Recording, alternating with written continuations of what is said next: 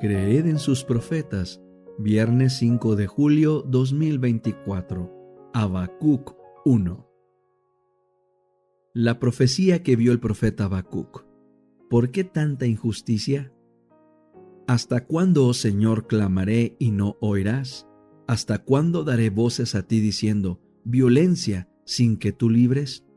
¿Por qué me muestras la iniquidad y me haces ver la aflicción?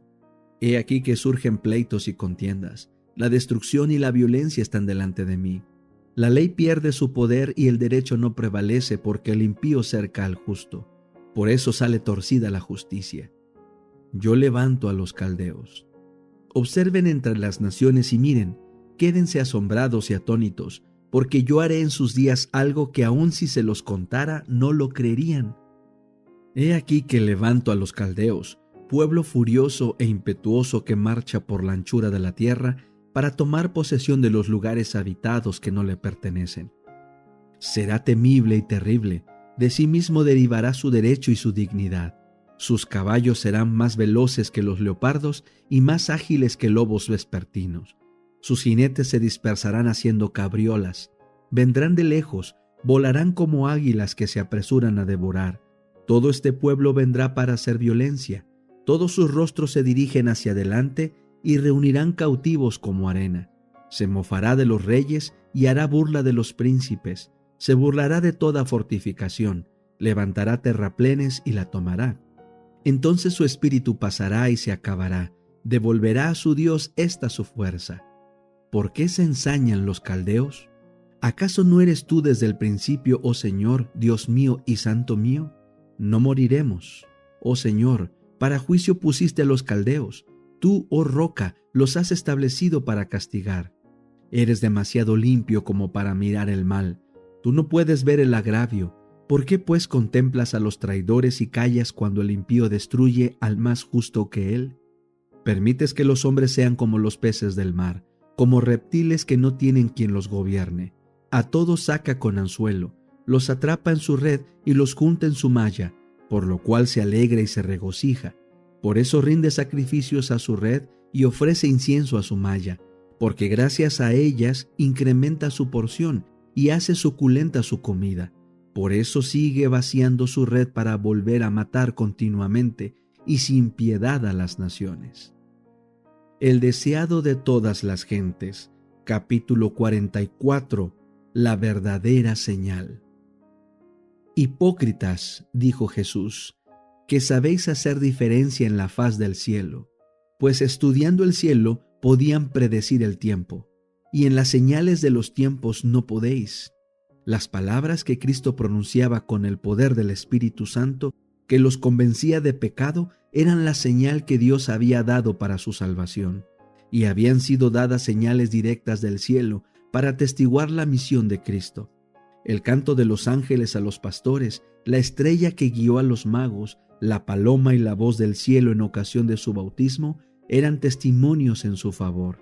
Y gimiendo en su espíritu dice: ¿Por qué pide señal esta generación?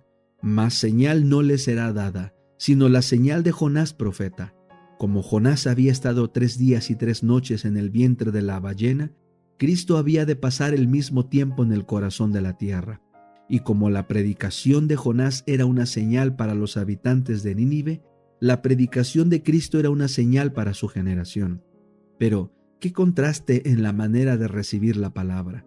Los habitantes de la gran ciudad pagana temblaron al oír la amonestación de Dios. Reyes y nobles se humillaron, encumbrados y humildes juntos clamaron al Dios del cielo, y su misericordia les fue concedida.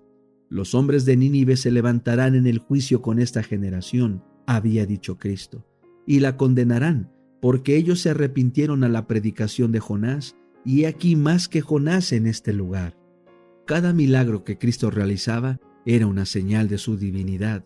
Él estaba haciendo la obra que había sido predicha acerca del Mesías, pero para los fariseos estas obras de misericordia eran una ofensa positiva. Los dirigentes judíos miraban con despiadada indiferencia el sufrimiento humano. En muchos casos, su egoísmo y opresión habían causado la aflicción que Cristo aliviaba, así que sus milagros les eran un reproche. Lo que indujo a los judíos a rechazar la obra del Salvador era la más alta evidencia de su carácter divino. El mayor significado de sus milagros se ve en el hecho de que eran para bendición de la humanidad. La más alta evidencia de que él provenía de Dios estriba en que su vida revelaba el carácter de Dios. Hacía las obras y pronunciaba las palabras de Dios. Una vida tal es el mayor de todos los milagros. Cuando se presenta el mensaje de verdad en nuestra época, son muchos los que, como los judíos, claman: muéstrenos una señal, realice un milagro. Cristo no ejecutó milagro a pedido de los fariseos. No hizo milagro en el desierto en respuesta a las insinuaciones de Satanás. No nos imparte poder para justificarnos a nosotros mismos o satisfacer las demandas de la incredulidad y el orgullo. Pero el Evangelio no queda sin una señal de su origen divino. ¿No es acaso un milagro que podamos libertarnos de la servidumbre de Satanás? La enemistad contra Satanás no es natural para el corazón humano, es implantada por la gracia de Dios. Cuando el que ha estado dominado por una voluntad terca y extraviada queda libertado y se entrega de todo corazón a la atracción de los agentes celestiales de Dios, se ha realizado un milagro. Así también ocurre cuando un hombre que ha estado bajo un engaño poderoso llega a comprender la verdad moral. Cada vez que un alma se convierte y aprende a amar a Dios y a guardar sus mandamientos, se cumple la promesa de Dios: y os daré corazón nuevo y pondré espíritu nuevo dentro de vosotros. El cambio verificado en los corazones humanos, la transformación del carácter humano, es un milagro que revela a un Salvador que vive eternamente y obra para rescatar a las almas. Una vida consecuente en Cristo es un gran milagro. En la predicación de la palabra de Dios, la señal que debe manifestarse ahora y siempre es la presencia del Espíritu Santo para hacer de la palabra un poder regenerador para quienes la oyen.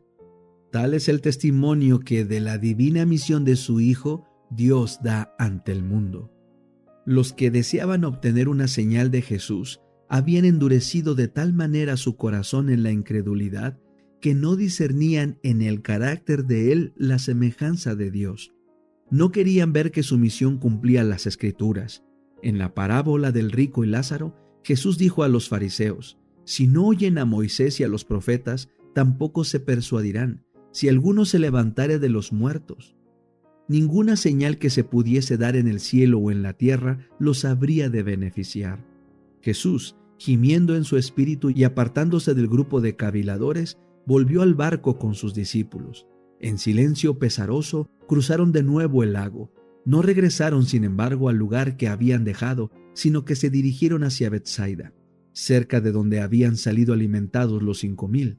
Al llegar a la orilla más alejada, Jesús dijo: mirad y guardaos de la levadura de los fariseos y de los saduceos. Desde los tiempos de Moisés, los judíos habían tenido por costumbre apartar de sus casas toda levadura en ocasión de la Pascua, y así se les había enseñado a considerarla como una figura del pecado. Sin embargo, los discípulos no comprendieron a Jesús.